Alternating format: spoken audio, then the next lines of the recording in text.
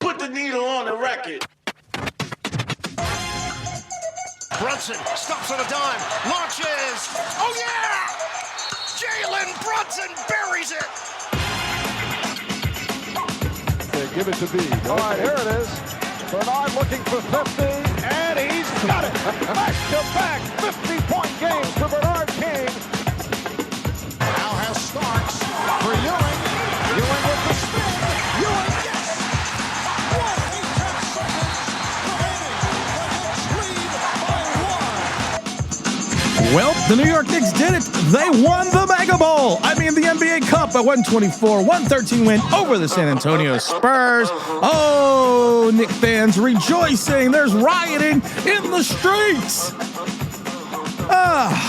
You know what? I enjoyed the game. I enjoyed the victory. Like I said, that was a 124-113 win over the San Antonio Spurs. The Knicks, the Knicks, they are this team. They are this enigma. They are this enigma wrapped in a riddle. What are they going to be like? What are they going to look like? What are they going to look like in February? We have no idea. Are they going to make a franchise changing or altering trade? Or are they going to stay with the core of OG Anunoby, Karl Anthony Towns, Josh Hart, Bridges, and Brunson? We don't know. Are they going to find someone off the bench, or is Tyler going to continue this streak he has? Are we finally starting to see Jordan Clarkson turn the corner? I'm not going to say anything about Ariel Hakaporti because I love Ariel. He plays defense. He can rebound. He just can't do much else. And Mitchell Robinson, big night last night, 18 minutes, only 4 points, but 15 fucking rebounds. Then you know what? You went into that fourth quarter with the Knicks.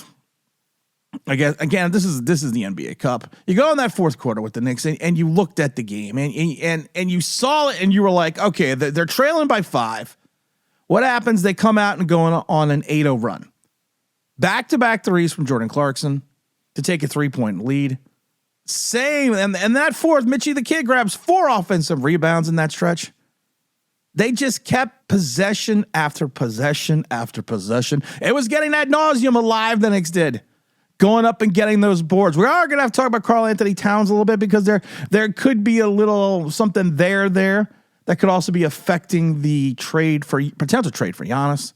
But after that 8-0 run, the Knicks led the rest of the way. Of course, like I said, beating the Spurs 124-113 to take that big cup in the T-Mobile Center over in Vegas.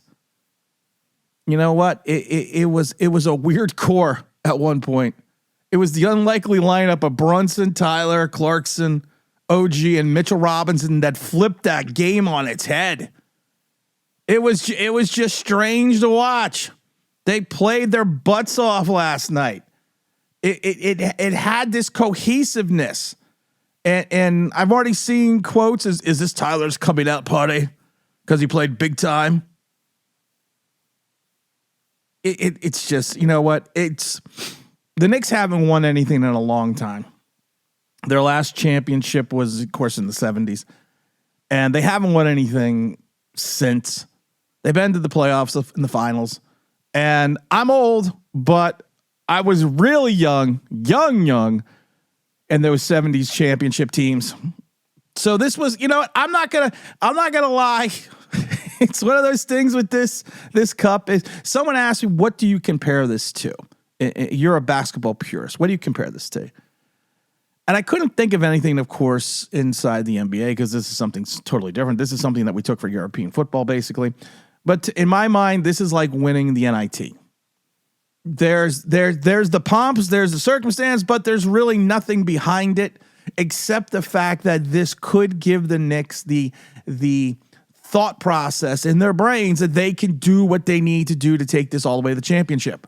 Brown said all those guys brought something to the table, and it was an easy decision to keep going down with them down the stretch. They're like, hey, these are the guys that are giving us a lift, so we're going to stay with them.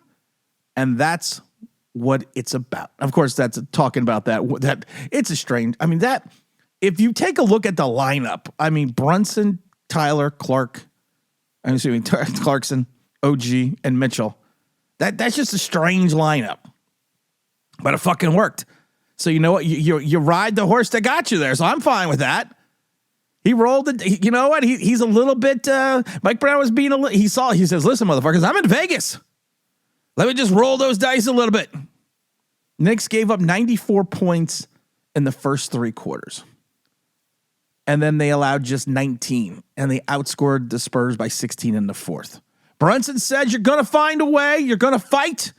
You're not going to quit. You're going to go out there and do what you got to do, doing that thing you do. When we fall or fail in those moments, we tip our hats, we respect the other team, and we move forward. But we're not going to quit. We're not going to lay down. We're going to find a way. The game was ugly. And how are we going to impact the game? Our bench did last night. They impacted the game for us." Brunson had a little bit of an off night, finishing with 25 points. He was 11 for 27 from the floor, 1 for 5 from 3. Did have 8 assists, but also had 4 turnovers over there. Karl Anthony Towns played 30 minutes, had 16 points, 11 rebounds. He went out for a stretch in the third. He went back to the locker room. It looked like he was grabbing his knee. He did come back in later in the game to spell Mitchell Robinson, but he looked like he was grabbing his knee. The speculation is at this point in time that he had a little bit of a hamstring tightness, so we're gonna leave it as a hamstring tightness, but we're gonna have to kind of wait and see. We're gonna play that wait and see moment. Injuries in the NFL, injuries in the NBA, they're always there. They always crop up. Last year, the Knicks were pretty not injury free, but they were pretty they were pretty. They did not have that massive injury that derailed their season. I'm not saying that Miles McBride is that, because, like I said, we got Tyler. And I love Tyler because he's probably the player that wanted to win this the most, to win the $500,000 prize. Because he's the rookie, not the rookie. He's a guy at the end of the bench. He's been here a couple of years now. He's not making that big money like the rest of the fellas. But you know what? It just shows in my mind the Knicks have the ability. The Knicks have the tenacity. The Knicks can do what they need to do with this lineup. I'm not saying, like I said, I'm not saying we're not going to move on from this lineup. I'm not saying that. But what I am saying is this. We have to just keep rolling along. We got to keep seeing how this season plays out. You have to, starting back on the 18th, which is tomorrow, we're in Indiana. It's an interesting stretch for the Knicks right now. On the 18th, we're in Indiana. On the 19th, we're playing Philly at home, playing Miami at home on the 21st. Then we got another game on the 23rd in Minnesota. Come back for Christmas Day against the Cleveland Cavaliers. Then we have the Atlanta. We got the Atlanta Hawks in Atlanta on the 27th. Then we have the Pelicans in New Orleans on the 29th. Then we have the 31st. We got San Antonio again. Then we come back to the Garden for Atlanta and Philadelphia on the 2nd, 3rd, and the 5th. Our schedule is crazy now. So we're gonna have to buckle up and strap in, because if you think about it, starting in January, we play on the 2nd, the 3rd, the 5th, the 7th, the 9th, the 11th, the 14th, the 15th, the 17th, the 19th, the 21st, the 24th, and then we have the 27th, the 28th, and the 30th. We got a shitload of games and a short period of time going in January. I can't wait, because I'm going to a lot of these home games.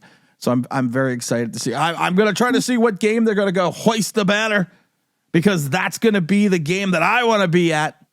We won the Jackie Moon Mega Bowl.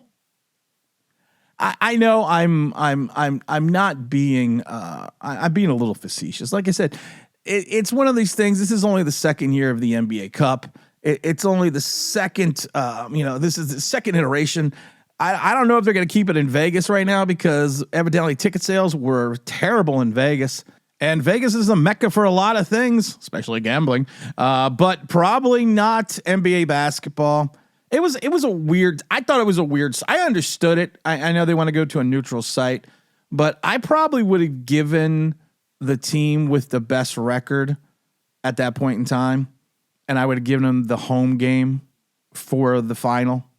I mean, that's just my opinion. Instead of having it on this neutral site, I personally would have done that. But like I said, it's fun. It's something different, and it's better when you win. I mean, let's be honest. It's better when you win, and it's better when you win something. And I love it, and I just love the fact that, like I said, this is, and I know Charles Barkley came out and said that the NBA Cup is basically just an in-season function. Charles Barkley's not a big fan of the Cup. He said he rips the Cup, suggests it's an in-season tournament functions as a player's cash grab. Yeah, that's probably what it is. But like I said, if it can create some excitement for the NBA, because the NBA's down a little bit. The NBA isn't what the game was 10 years ago. And officiating is one of the biggest reasons. I have a video coming out now discussing the Knicks and discussing officiating. But it's one of those things that it was great to watch. It was fun to watch. And I love it, though, because that lineup that Mike Brown went with, I know I keep harping back on that, but that lineup that he went on, that is something that Tom Thibodeau would have never done.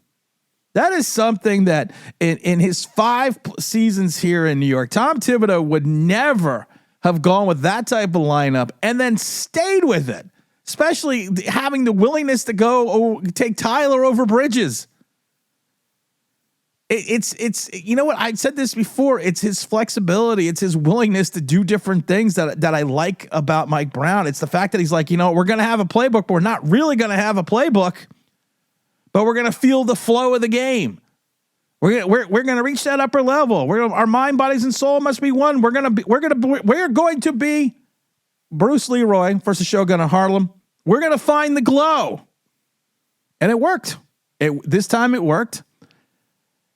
And you know what? One thing that Mike Brown can say that a Knicks coach hasn't said since the 70s, they have a championship.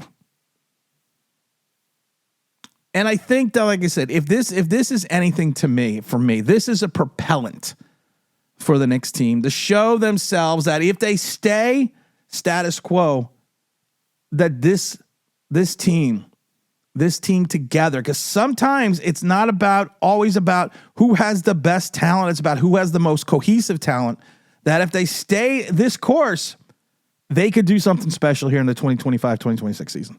Oh, I'm loving doing Knicks Unleashed because you know what? It's fun. I do the Giants, of course, New York Giants Straight Talk, but it's awesome when you got something winning to talk about.